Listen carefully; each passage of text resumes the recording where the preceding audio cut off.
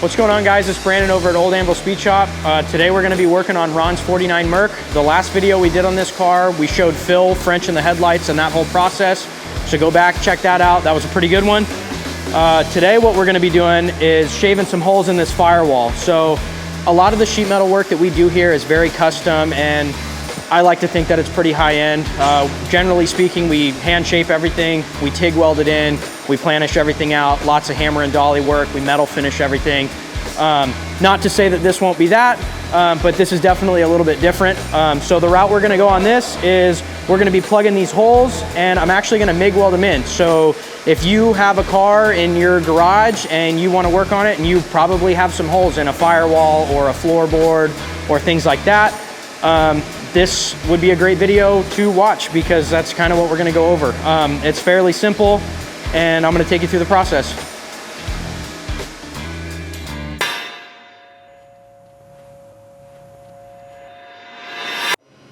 All right, so basically what I'm gonna start with doing is just taking some measurements of these holes. Once I've got those measurements, what I'm gonna do, because I have the luxury of using a Rotex, is I'm gonna go over there, I'm gonna punch my slugs out of some 18 gauge.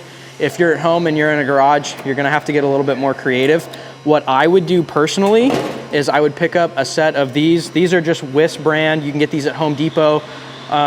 They also have them, like you can get them on Amazon and other websites. But basically these are just a set of like snips or shears, whatever you wanna call it. And I would just measure out a circle and cut that thing out by hand. The only downside to using these is it will kind of bend up your corners. So you will have to hammer that back flat, but if you're working in a garage, you gotta do what you gotta do. So that's the route I would go.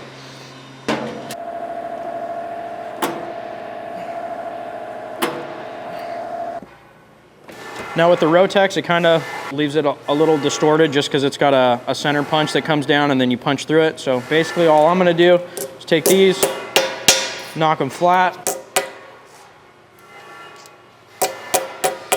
Now, another thing to mention too, and I think I've mentioned this in previous videos, I have these push pin magnets and they really work great. They've got a rare earth magnet in them, so they're super strong. And basically what I do is whenever I'm doing any sort of holes like this, or even on larger panels, I'll just use more magnets. But this will allow me to kind of fit my piece in there and keep everything nice and flat to what I want to fit it to. Just like that. And then we can get to welding.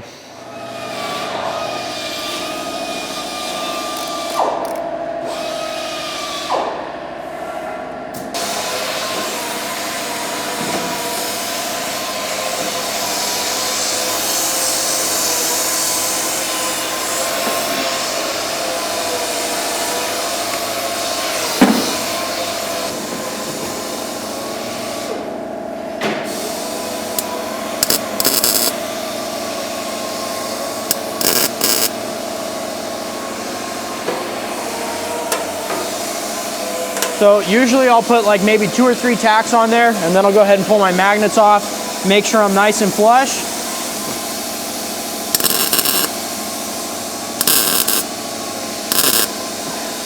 And add a couple more tacks.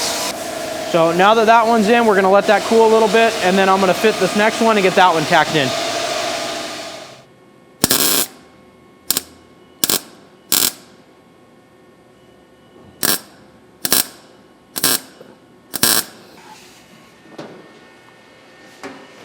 So I still got one more hole to fill, but we're gonna take a quick pause. We gotta shuffle some cars around here, so we're gonna do that and then we'll get back to it.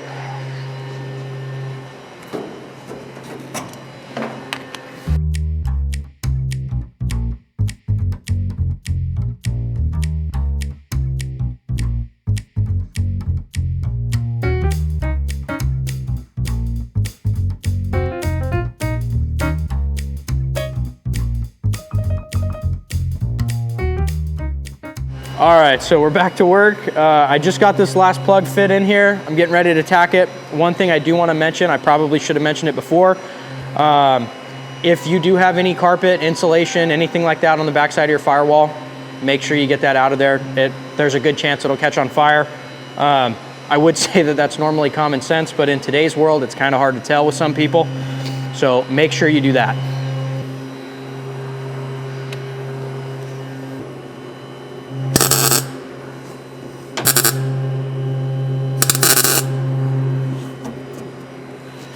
So now that I've got these tacked in here, I'm gonna come back and I'm gonna start tacking in between my tacks. I'm probably only gonna do like 2 or 3 at a time.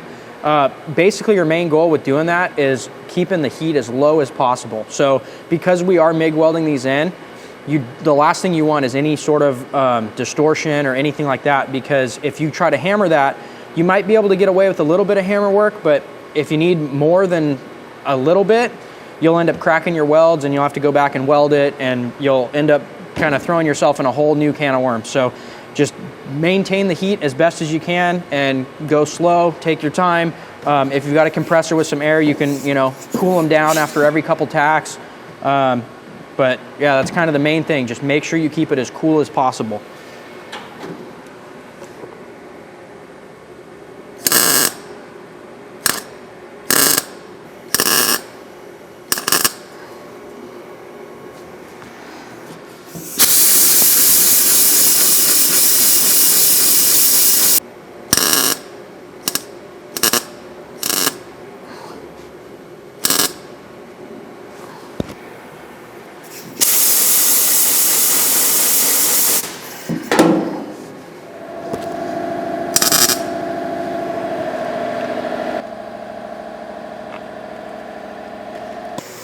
Now, usually what I like to do when I've got them about halfway tacked is I'll come through and I'll grind everything down.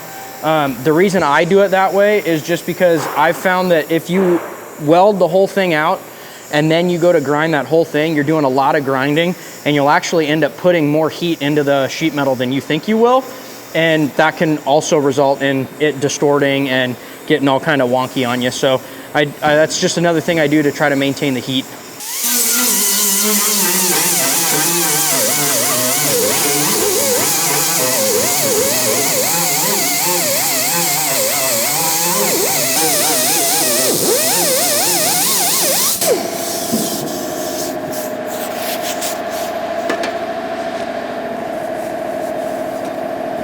Nice and cool and flat.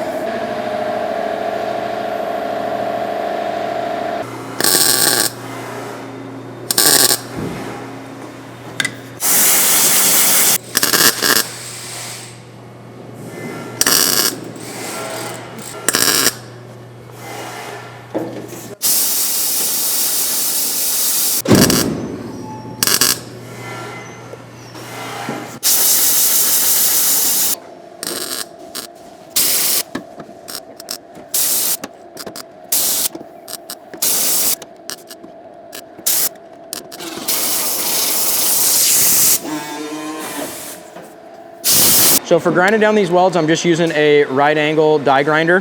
This particular one has a rubber backing pad that I've cut down. A lot of times we'll use the 3-inch Rolox and then we'll use them until they kind of dull out on the sides, and then we'll cut them down smaller.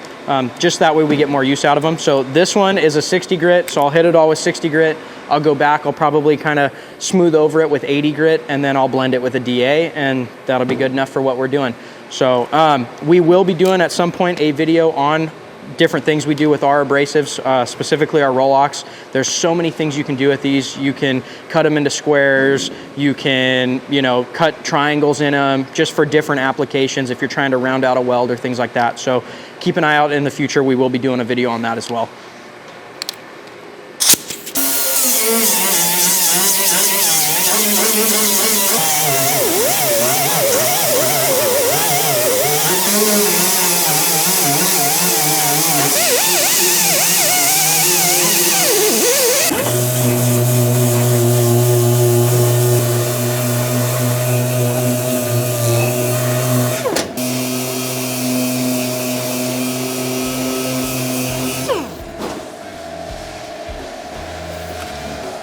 All right, so we've got those 3 wrapped up. I got a bunch more to do, so I'm gonna get back to work, but give it a try at home. Let us know how it went. Like, comment, subscribe, and keep an eye out for more videos.